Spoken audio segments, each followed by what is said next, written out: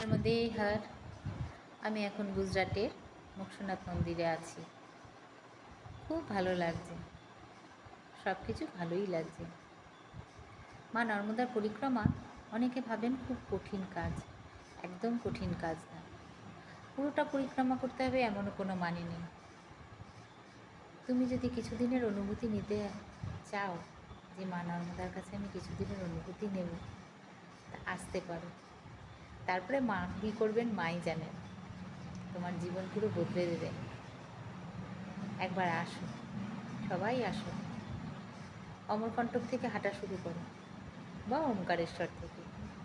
অমরকণ্টক থেকে হাঁটলে প্রথম যে দর্শনীয় স্থানগুলো পড়ে এত সুন্দর, এত সুন্দর, পঞ্চধারা এত সুন্দর, তাই জন্য অমরকণ্টক বললাম। মার উদ্গম স্থল, মাকে দর্শন করে তারপরে মার উদ্গম স্থল দর্শন করে তারপরে যদি কিছুদিনের জন্যও হাঁটো, যে মা আমি কি পুরো পারবো না, আমি হয়তো এক সপ্তাহের জন্য হাঁটবো, হাঁটো। মা তোমার সব দায়িত্ব নেবে। মা সবার দায়িত্ব নেন। কি খাবো, কোথায় থাকবো, কিচ্ছুর চিন্তা করতে হবে না।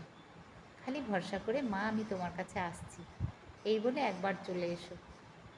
জীবন বদলে দেবেন মা। হর হর নর্মদে হর।